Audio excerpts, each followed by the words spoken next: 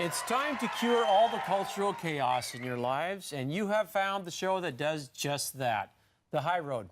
I'm Drake Travis, and here with me is the woman of my dreams, my wife, Serena Travis. Well, I better be. Drake, I know you're a fan of the 700 Club, and we have Wendy Griffith on the show today. She has a book out now that all you singles have to read. Honey, what's up with Cut the Nonsense? I'm taking on one of my pet peeves today, the liberal media. And what's going on with you, Max and Melissa, Global Connection? We will be talking about DNA tracking. Well, it'll be interesting to see what you discover. Well, let's begin with some fun stuff and go on the lighter side. Let's start with a math question. Stay with me. I want to show you how math has changed through the decades. Teaching math in the 1950s looked like this. A logger sells a truckload of lumber for $100. His cost of production is 4/5 of the price. What was his profit? Fast forward to the 1970s. A logger sells a truckload of lumber for $100. His cost of production is 4/5 of the price, or $80. What is his profit? Jump to the 1990s. A logger sells a truckload of lumber for $100. His cost of production is $80, and his profit is $20. Your assignment? Underline the number 20. Here's teaching math in 2010. A cruel, cold-hearted logger cuts down a beautiful forest because he's selfish and inconsiderate and cares nothing for the habitat of animals or preserving our woodlands. He does this so he can profit $20. How do you feel about this way of making a living? Class discussion. How did the birds and the squirrels feel as the logger killed their homes? There are no wrong answers, and if you cry, it's okay. Here's how they teach math today.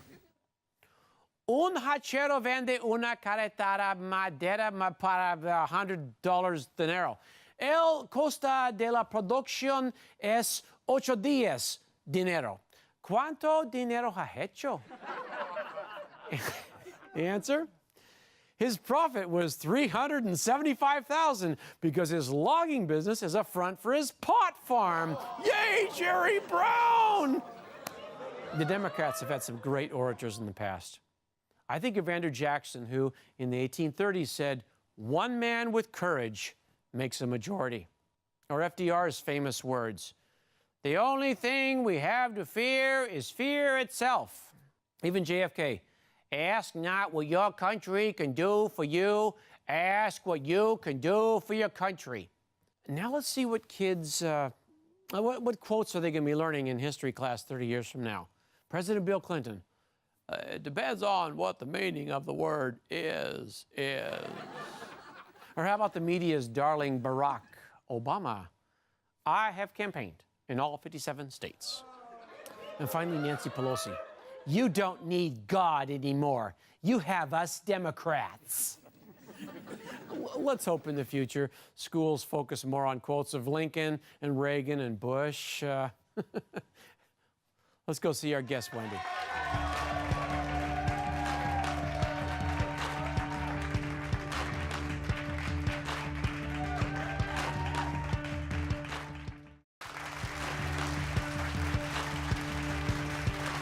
If you're a fan of the 700 Club, our guest is no stranger to you. Nope, I'm not talking about Pat Robertson.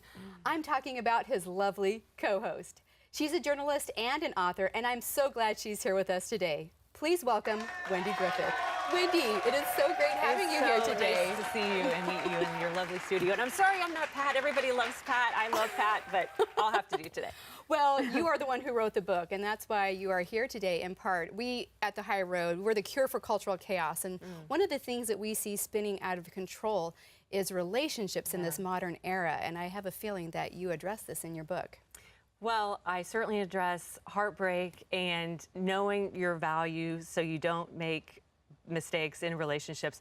Is that something because you have gone through something yourself? Yeah. In 2011, I was in a relationship, and I thought, you know, here I'm in my 40s. I have never been married, and I'm wanting the fairy tale, like all You're ready. girls Let's do. go. I'm ready. I'm like, okay, God. Yeah. And, you know, he was in his 40s, never been married. We both were in similar careers, and it just seemed like, you know, at first I actually didn't like him that much at first, but then Sometimes that happens, it right? does Yeah. happen. But Yeah. then after a while, I'm like, yeah, this can work, and I think he's the one. And I mean, it was like one day I literally went from not being that attracted to like being completely in love. Oh, like wow. it's scary how fast Right, that can and then happen. just all of a sudden, then it's almost like the emotions take over the logic or something. Oh yeah, that's why they say love is blind. Yeah. And it's crazy stupid sometimes too. But Yeah. Anyway, so we dated a year, and I thought, he's going to propose. And instead of proposing, he broke up with me and broke my heart, and I was completely blindsided. It was just like, whoosh, the Wow. rug. Sort of like what happens a lot on The Bachelor. Oh, sure, yeah, and you're just like, why is this happening to me? And did you just feel like your whole world fell apart? It was the worst pain I've ever known in my life. It's funny, the only one good thing that came out of it was I thought when people got divorced or they had breakups, I was sort of like, oh, okay, well, just get over it, move on. I had no idea that it could hurt this bad, or that you could have trouble breathing the next day, and all of those things. So I went through this incredible heartbreak, and then after just a few weeks after our breakup, I heard the Holy Spirit say, write about your test. Whoa, okay. That had to be God, because I would not have used that word. Right. But God said, write about your test. And so that's why I wrote the book, You Are a Prize to Be Won. And the biggest lesson that I learned almost immediately, because, you go in heartbreak, you go from the immediate, like, this really isn't happening, and then you go through the sad stage and all the tears, and then you go through the anger stage, and the anger stage is where you get clarity. You're like, and God was like, this is what I want to show you. You really loved him, and you were giving him your whole heart, but you weren't loving yourself. Wow, okay. And you need to learn how to love Wendy first before you can be a part of a healthy relationship. And that's why, and if you don't, you will settle for bad behavior because you think that's what you're worth. And were you seeing things like that? Were you seeing bad behavior, or were you dismissing bad behavior that you didn't know about? I was seeing it, but I put up with it because, I got invested, and the enemy knows, like, if these things had happened early on, I would have been like, see you, buddy, Oh, okay. But once your heart is invested, you make excuses for it.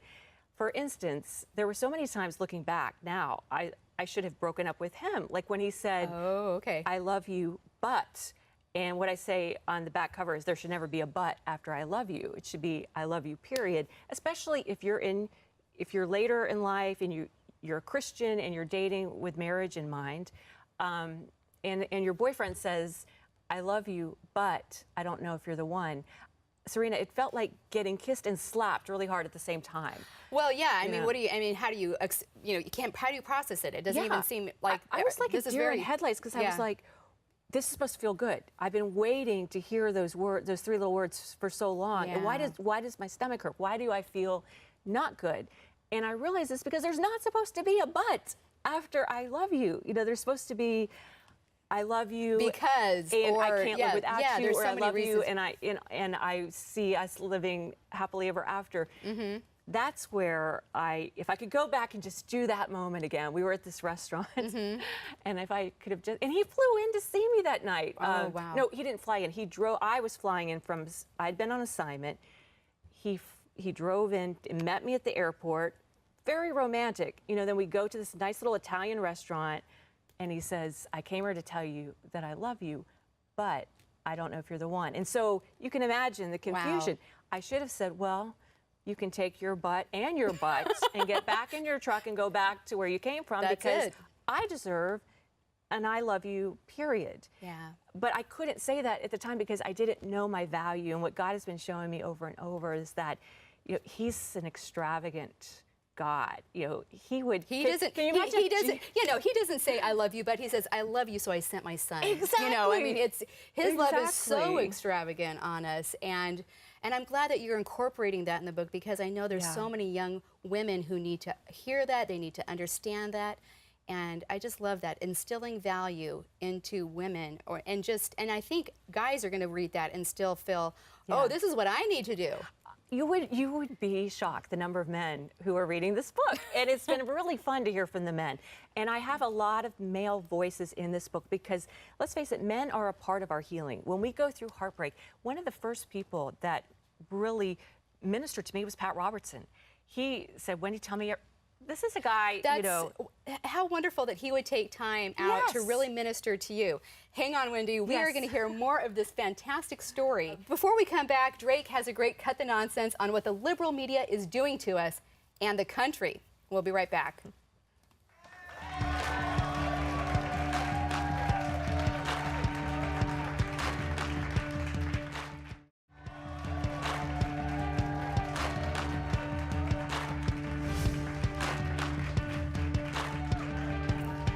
I'm so happy we have Wendy Griffith here today.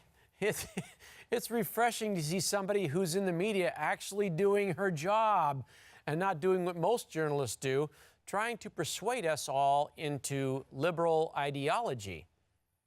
Let's cut the nonsense and go back in time, shall we?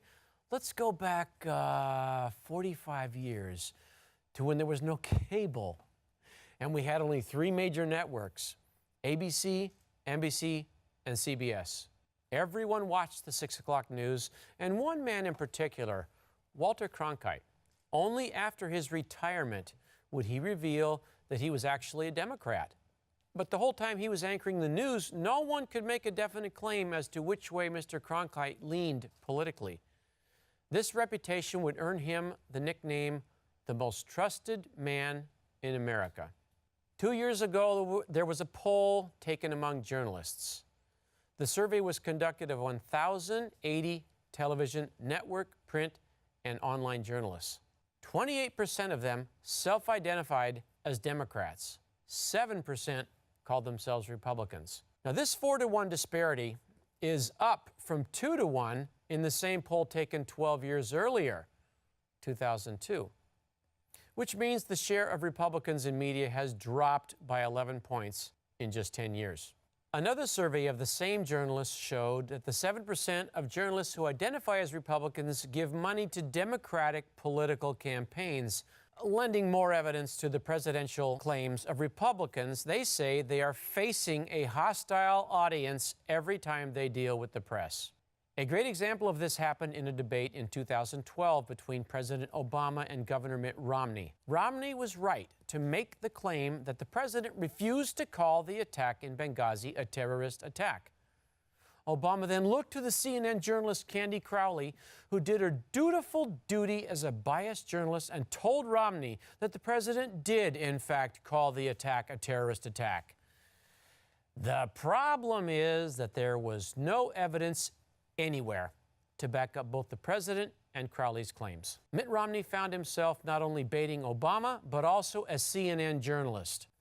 The argument is over. The media is liberal, and yes, there are some bright spots with Fox News and radio shows like Rush Limbaugh, Michael Savage, Michael Reagan, Mark Levin, Lars Larson, and others. But if you're a Republican running for office, you better prepare to fight not only your Democratic opponent, but the liberal media as well.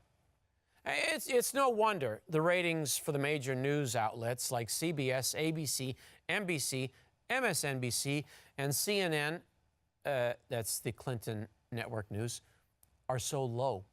Meanwhile, Fox News ratings are higher than all of them. Fox News' motto is fair and balanced. Yet Fox News is consistently getting blamed for being too far to the right. Could it be that the liberal media has been so far to the left for so long that they can't even find the center anymore? Come on, America. Let's stop trusting the left media and just cut the nonsense.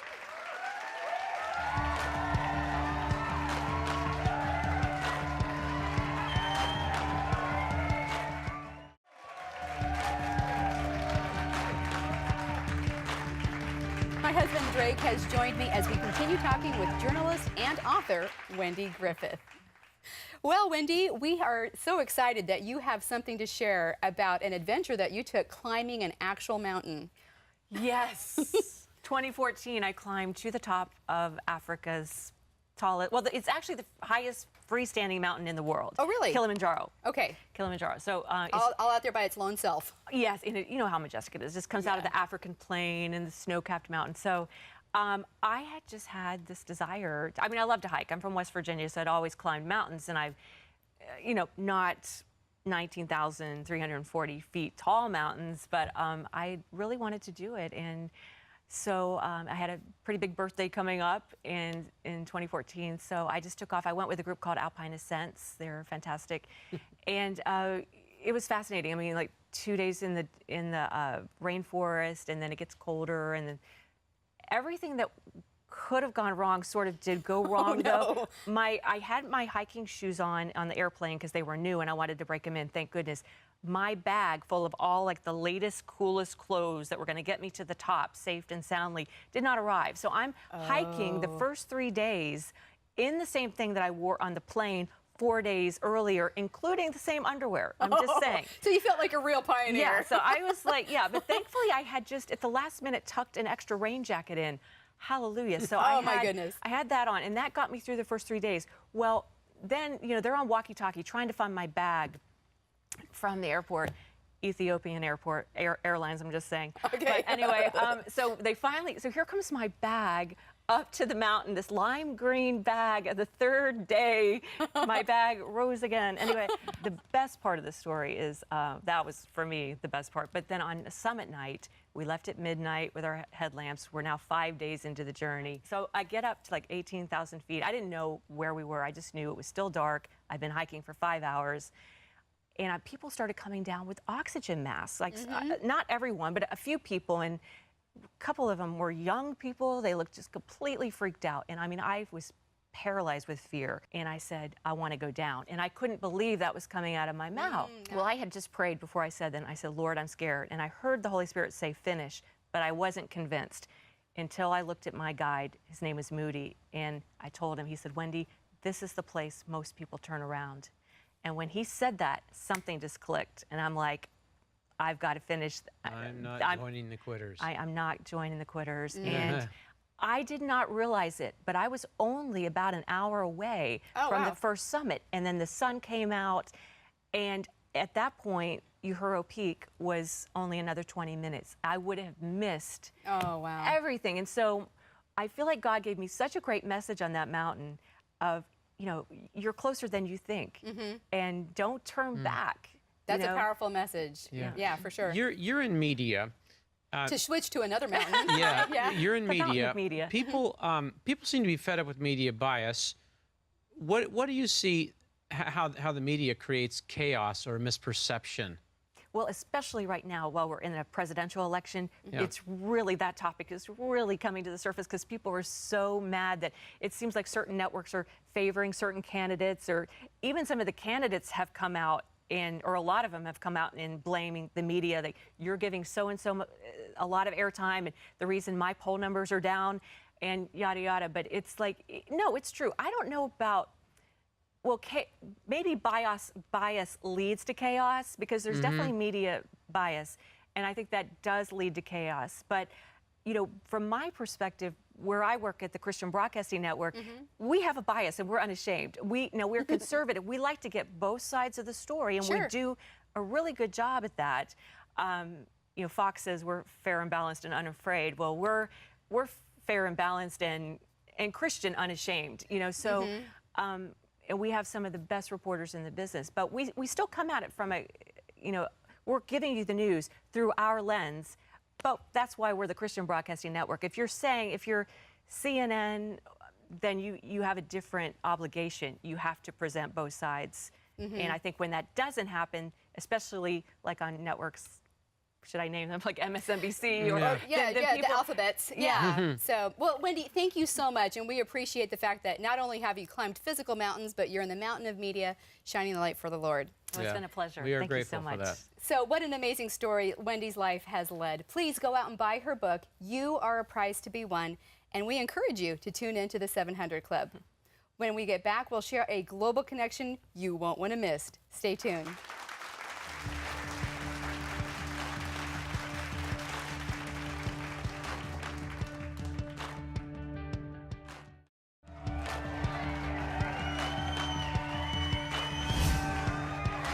I'm Melissa Nunnally, and this is Global Connection, where we solve the world's problems in 3 minutes or less. Today's topic, DNA tracking to discover your ancestry. This is a highly advertised tool to help you see just exactly what is the makeup of your personal gene pool. Maxwell and Serena, do you think this is a successful way to learn about yourself, or is this just a gimmick? Well, DNA can never be wrong. Unlike paper records, it can't be altered or forged. And it's amazing what we can learn through DNA. We can actually recover DNA from human remains from thousands of years ago and find their relatives who are living today. Incredible. Well, I think this is a fascinating form of discovering your ancestry. I think this is really cool.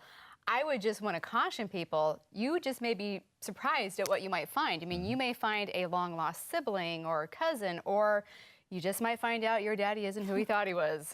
Ooh. Now, the interesting part of that is that long-lost relative has to also submit their DNA to that same site that you're using to make that perfect match. Oh, yeah, true. And I would hope that they wouldn't mix up my DNA with somebody else's. I wonder if they've ever done that. Well, if you had an identical twin, you could double-check the findings. Oh. There you go. That'll solve the problem.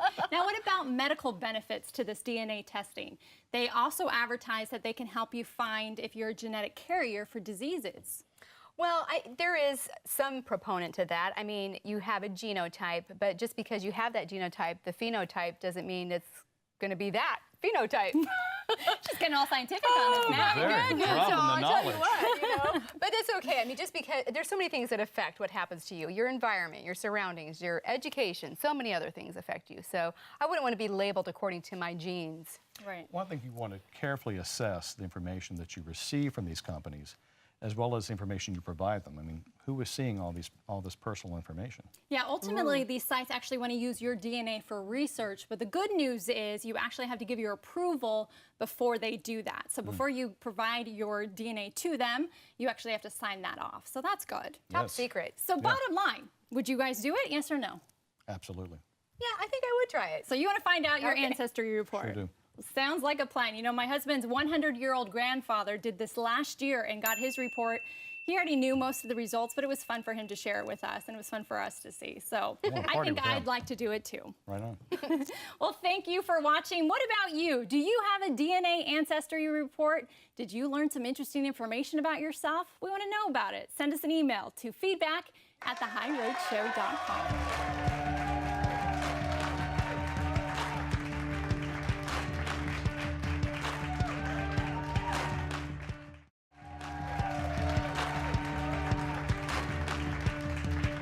DNA tracking.